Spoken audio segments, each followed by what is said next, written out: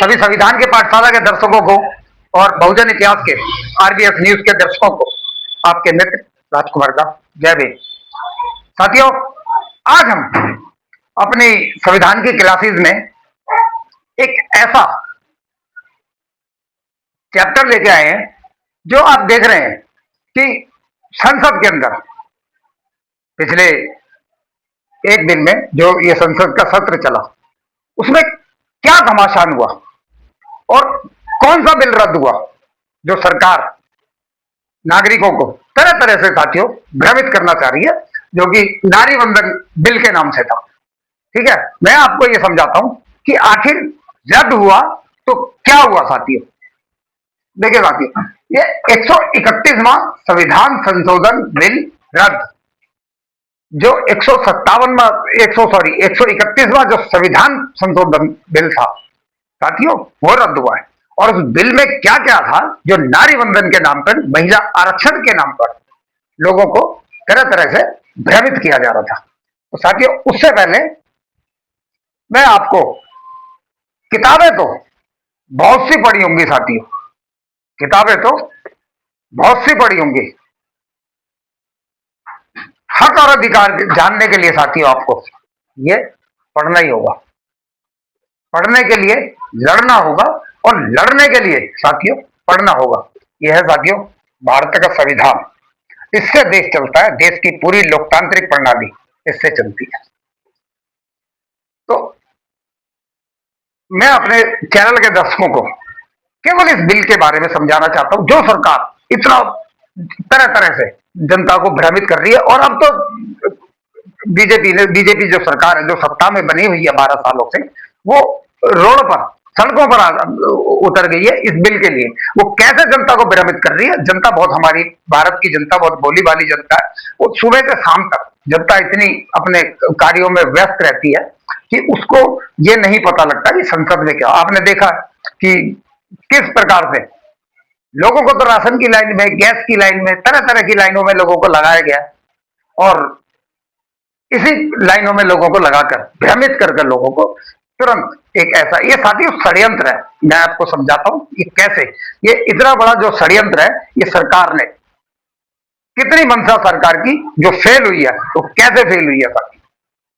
क्या क्या था देखिए, कल संसद के अंदर क्या क्या बिल आए। एक बिल था साथियों नारी वंदन अधिनियम। ये नारी वंदन अधिनियम जो था, ये 33% आरक्षण जो नारियों के लिए, ठीक है, तो पूरा देश उसका समर्थन करता है, पूरे देश के नागरिक उसका समर्थन करते हैं। महिला आरक्षण आना चाहिए और इसके लिए सभी विपक्षी जितनी भी पार्टियां हैं, ये साथियों 2023 में बना, तो 2023 में लागू कर दिया था। जब इसको राष्ट्रपति जी ने साइन कर दिया था तो ये तभी लागू करना चाहिए था, मगर नहीं, सरकार की मंशा साथियों कुछ और थी। और वो मंशा सरकार की पूरे देश के सामने खुल चुकी है। उसका पूरा भंडार साथियों विपक्ष ने छोड़ दिया संसद के अंदर। देखिए, इस बिल के साथ में वो एक और बिल लेके आए, संविधान संशोधन बिल साथियों। 131वां संविधान संशोधन बिल में क्या क्या था। केंद्र शासित प्रदेश संशोधन, जो प्रदेशों का जो प्रदेशों में संशोधन होना था, विधेयक 2026, और एक संविधान संशोधन बिल 2026 की परिसीमन विधेयक। ये 3 बिल साथियों इकट्ठे एक साथ लेके आए और ये किस नाम पे पास करवा रहे थे। ये पास करवा रहे थे नारी वंदन अधिनियम, ताकि भारत की जितनी नारियां हैं, 33% नारियां हैं, नारियां तो ज्यादा है, मगर 33% नारियों को, उसके लिए कोई इसका ऑब्जेक्शन तो करेगा नहीं, विपक्ष को इसका साथ देना पड़ेगा। अगर विपक्ष इसका साथ नहीं देता तो इनको एक और नया मुद्दा मिल जाता है कि विपक्ष ने इस नारियों के जो ये आरक्षण बिल है, इसने विपक्ष ने पूरा इसका विरोध किया। तो ये इस बिल के नाम पे पूरा विपक्ष को ये घेर सकते हैं, मगर साथियों ऐसा हुआ नहीं। क्या देखिए, आपको समझाता हूं।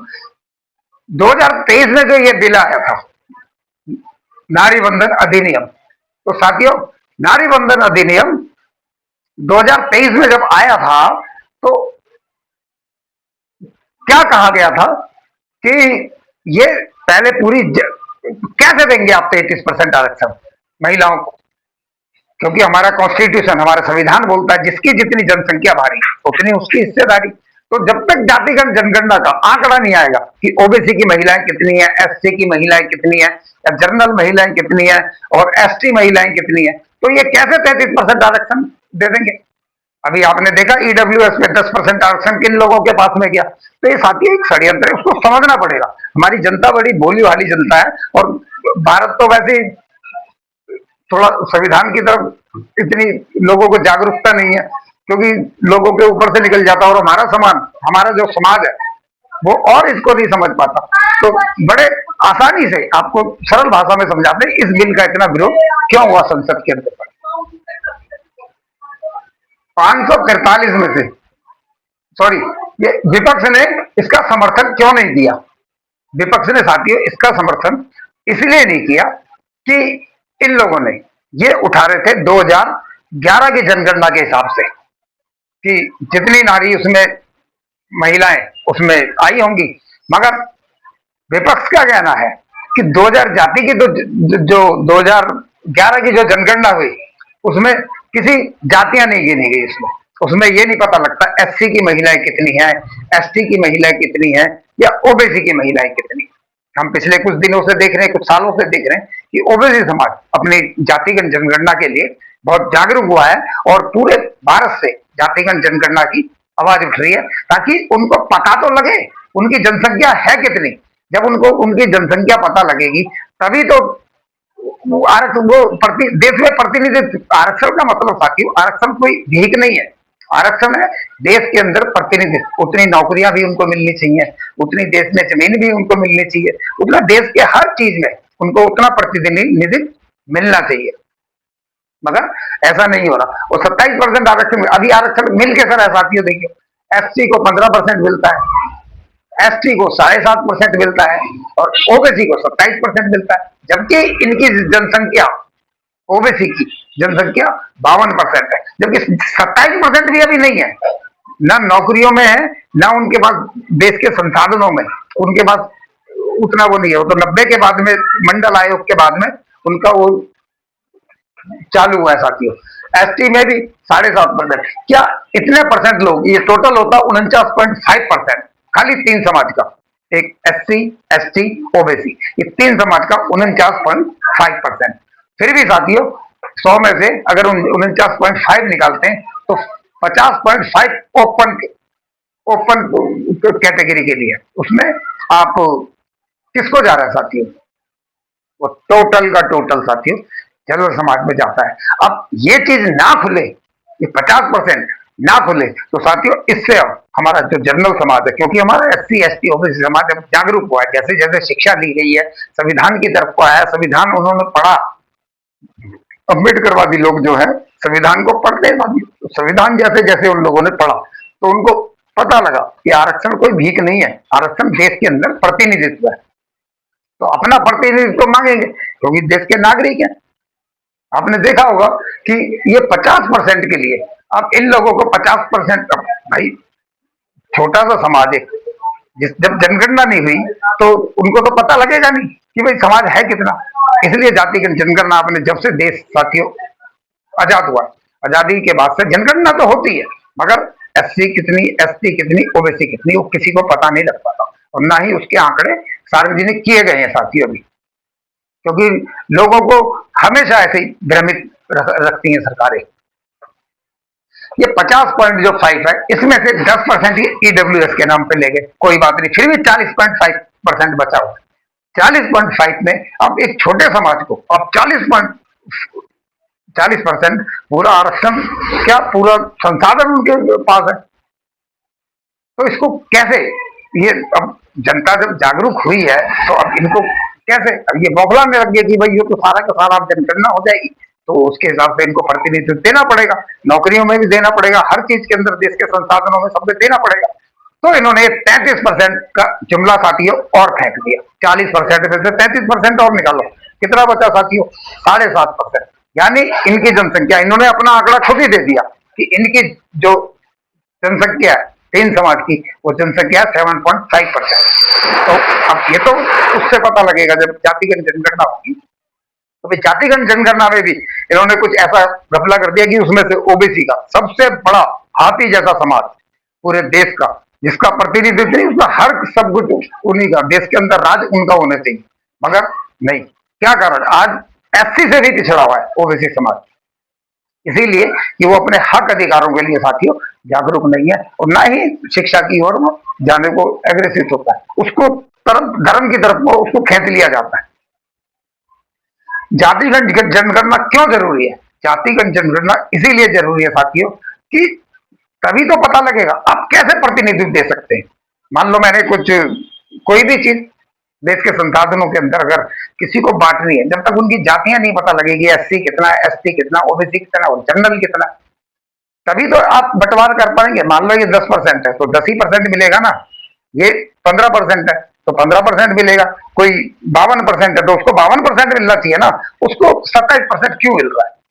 जब तक उसकी, इसलिए उनकी जनगणना ये नहीं कराते हैं, अभी तक किसी ने नहीं कराई साथी। बिल रद्द क्यों हुआ? बिल रद्द होने का साथियों ये कारण है कि संविधान संशोधन, ये बिल तो साथियों पास है, नारी बंधन बिल का, उसमें महिला आरक्षण का उसके अंदर कोई वो नहीं है। ये खाली इसको एक मुद्दा बना रहे हैं कि नारी बंधन बिल, जो नारी बंधन है, महिला आरक्षण के बिल का ये लोग विरोध कर रहे हैं। ऐसा नहीं है, किसी ने उसका विरोध नहीं किया। विरोध हुआ संविधान संशोधन का कि आप पूरे संविधान को 543 सीटों से उठाकर उसको परिसीमन कर रहे हैं, यानी 800 कुछ सीटें, यानी जो 33% आप जो महिला आरक्षण दे रहे हैं वो कौन से समाज को दे रहे हैं? उनका कहना था, विपक्ष का कहना था, विपक्षी सभी सांसदों का और सभी उनका कहना था कि कम से कम आप जब तक जातिगत जनगणना नहीं कर रहे तो इसको लाने का क्या औचित्य, क्या है इसको लाने का?